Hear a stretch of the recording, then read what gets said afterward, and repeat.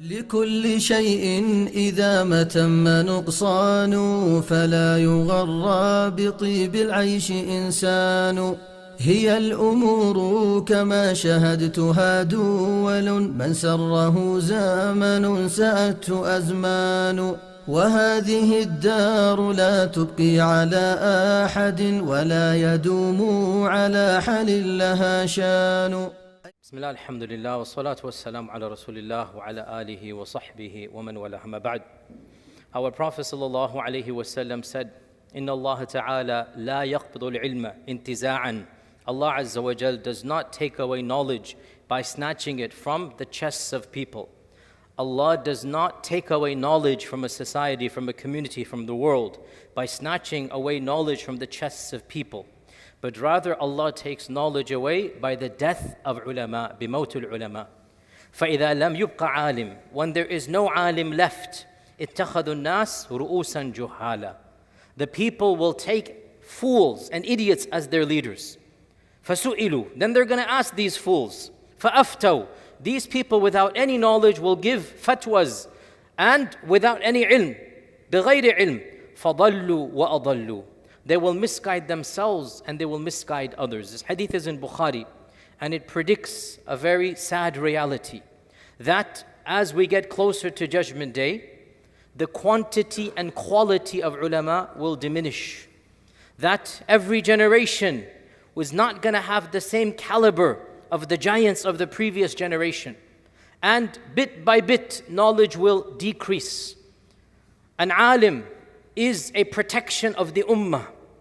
An alim is a mover and shaker. An alim keeps an entire nation in check, even though the nation doesn't realize it.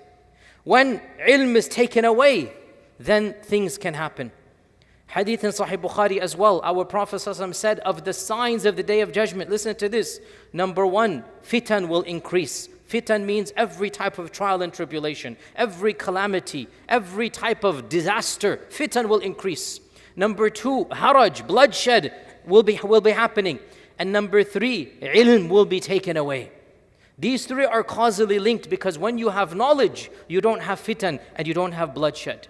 Without knowledge, fitan occur and bloodshed occurs. So of the predictions of the Day of Judgment is that once again knowledge will be lifted up. Knowledge will be no longer there. An alim is not going to wake up a jahil the next day. That's not the way ilm is lost. Allah does not take away ilm from the chests of people. When you learn and you acquire and you practice and you preach, inshallah you have it. But what will happen when you leave? What will happen when the ulama begin to leave one by one? When Umar ibn Khattab radiallahu anh passed away, Ibn Mas'ud said, I fear that 9/10 of knowledge has gone. Ibn Mas'ud himself was a giant. Ibn Mas'ud himself was who he was. And yet at the death of Umar ibn Khattab, he said, I fear that 90% of the knowledge of this ummah has now gone.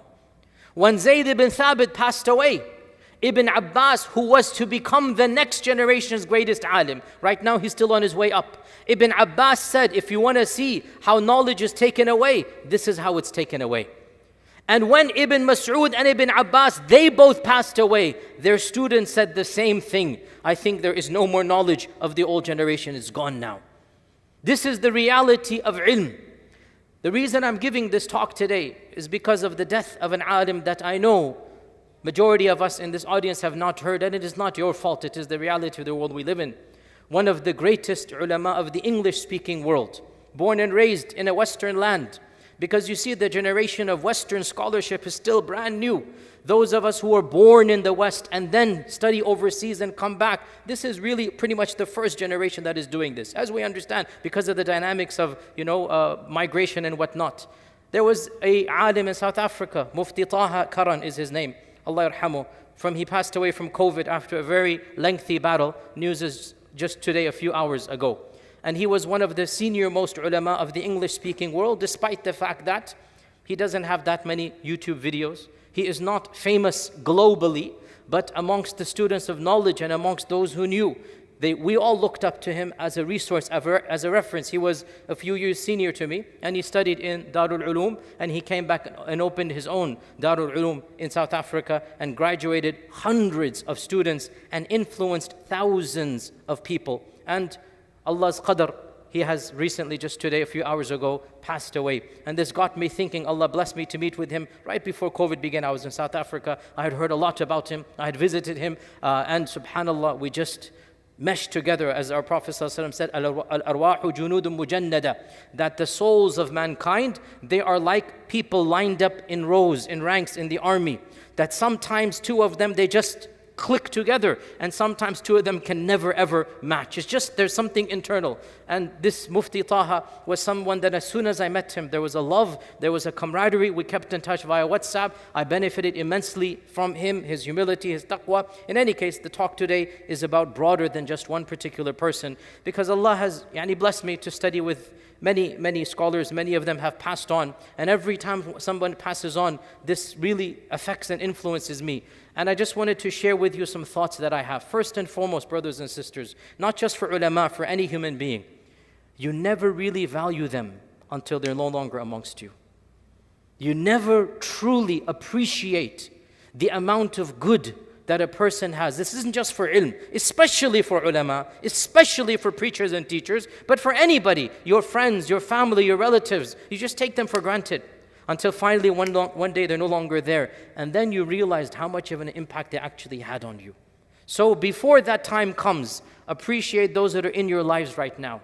Thank them. Show them warmth and kindness. You don't want to have regrets. You don't want to have regrets that why didn't I do more? And this is especially the case for family and friends, but yes, also ulama. Another point specifically about ulama is that, and again I speak as somebody, inshallah I have the right to say this because I've studied, alhamdulillah, with many dozens. 10 years I was there overseas, and still I continue to benefit. So when I say this, take this understanding that I come from compassion and love. When the ulama are alive, you see their humanity and you humanize them, and you see their faults as well. It's only when they're gone that those faults become trivial, and you realize what an amazing, what a gem, what a jewel, how much good he did. You know, when they're alive, every human being, they're humans, right? In the end of the day, even if they're alim, they're humans. And you know, as you interact and as you humanize them, you break bread with them, you crack jokes with them, you cannot help but, feel something that they're just like us. But when they're gone, you realize, no, they weren't just like us. They were way notches above us. They had the benefit and the impact that only when they're moved away from the scene. When they're alive, they're human beings. Politics, controversies, issues, maybe a harsh word. It's human nature in the end of the day. But then when they're removed from the scene, what is left in your heart is the positive. It is the amount of khair and good. It's the wisdom, the foresight, the humility. It's being in their presence and thinking of Allah Azza wa Jal. The real alim is not just the one who can give you facts. The real alim, when you're in his presence, he makes you fear Allah subhanahu wa ta'ala. He connects you with the Prophet sallallahu alaihi wasallam. You feel spiritual. That's the real alim. It's not just a bunch of Wikipedia facts that you can find from Google. The real alim, his presence itself, his presence, just being with him. And this is something that alhamdulillah I can say, I have met many people of taqwa and ilm that sitting with them, being in front of them, just sitting at their feet. You might not remember the notes that you took, but you will remember the impact they had on your heart. That's what the real alim does. And you really only appreciate it after they've gone from you, and you remember all of that good as well. Another point that needs to be said, and subhanAllah, this is so relevant and pertinent in light of the individual who passed away. And I speak as somebody, I ask Allah's refuge and ask Allah's forgiveness for any faults that I have. But I swear to you, I say this from the heart.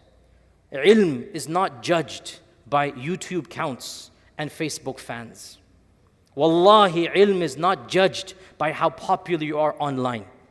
That is nothing in the eyes of Allah subhanahu wa ta'ala. How many are the people that are popular?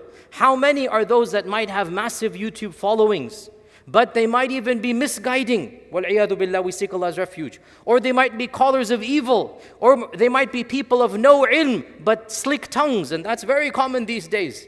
Or they might be people of maybe a little bit of ilm, but not to the height of those that are behind the scenes, doing work that is away from the limelight. Sometimes that work is the most blessed work.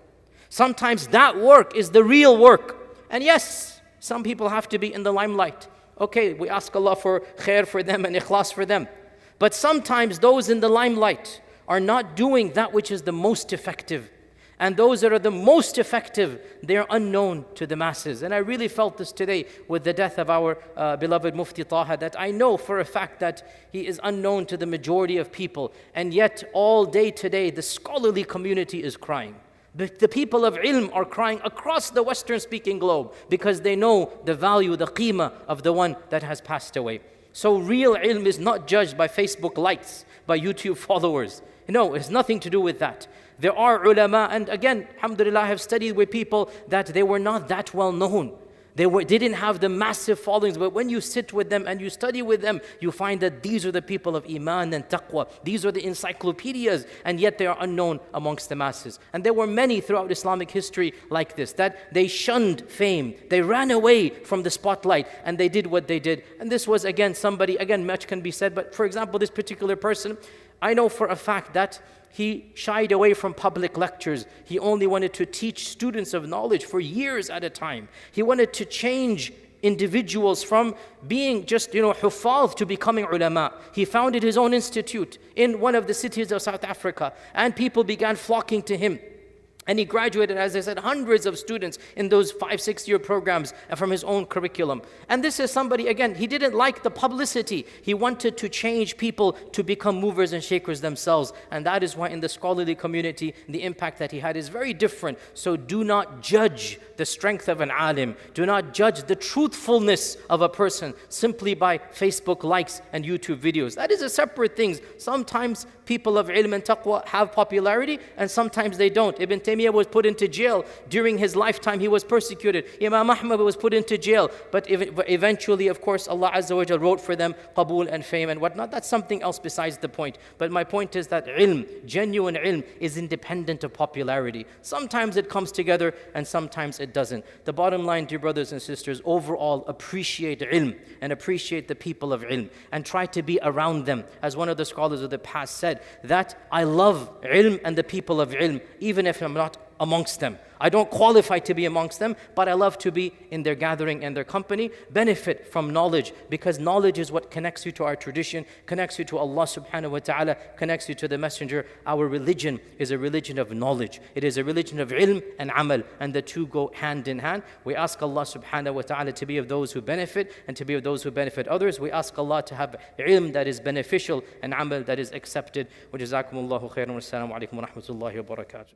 يا من أجبت دعاء نوح فانتصر وحملته في فلكك المشحون يا من أحال النار حول خليله روحا وريحانا بقولك كن